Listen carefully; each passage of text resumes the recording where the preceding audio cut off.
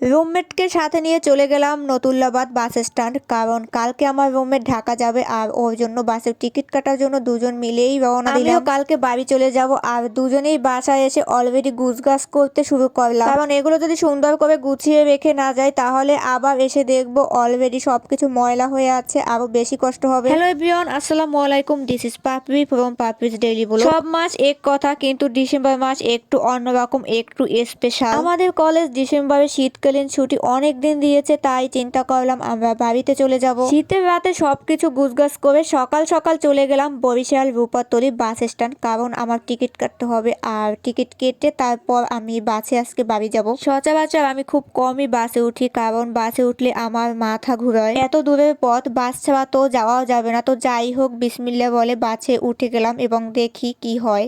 যাই হোক আমার তো বাসে উঠে মোটামুটি ভালোই লাগছিল। ভালো লাগবেই না কেন, বাড়ির কথা শুনলেই মনের ভিতর একটা প্রশান্তি চলে আসে। এটা শুধু আমার ক্ষেত্রে না, প্রত্যেকটা মানুষের ক্ষেত্রেই বাড়ি মানে এক শান্তির জায়গা। বাড়ি চলে গেলেই এক প্রশান্তি চলে আসে মনের ভিতর, যেটা অন্য কোথাও পাওয়া যাবে না। আমি তো জানালার পাশে বসেছিলাম এবং সুন্দর প্রকৃতির ভিউ দেখতে দেখতে চলে গিয়েছি, এবং বাড়ির পাশে যখন আসি তখন আশেপাশের দৃশ্যটা যে এত ভালো লাগে, সবকিছু কেন যেন আপন আপন মনে হয়। বাড়িতে এসেই দেখি খাবার আর খাবার, যেটা আমার ফুপির বাড়ি থেকে পাঠানো হয়েছে। এই যে এখানে আছে রুটি পিঠা, আমার ফুপি তো পানটা পর্যন্ত আমার আম্মুকে দিয়ে দিছিল। সাথে আছে গরুর মাংস ভুনা, যেটা রুটি পিঠা দিয়ে খেতে দারুণ স্বাদ, এবং করলা ভাজি, মাছ। আমি যা যা খাই সেটাই আমার ফুপি দিয়েছিল। আব্বু তো এই দিকে রাতের বেলা অনেক কিছু বাজার করে নিয়ে আসছে, সাথে আমার জন্য ছোট ছোট সিঙ্গারাও নিয়ে আসছে। এই ছোট ছোট সিঙ্গারাগুলো আমাদের সিংবাড়ি বাজারে বিখ্যাত সিঙ্গারা, যেটা খেতে দূর দূরান্ত থেকে মানুষ চলে আসে। সন্ধ্যার পর থেকেই দোকানে থাকে ভিড়। এই যে এখানে মোটামুটি সব ধরনের সবজি নিয়ে আসছে আব্বু বাজার থেকে,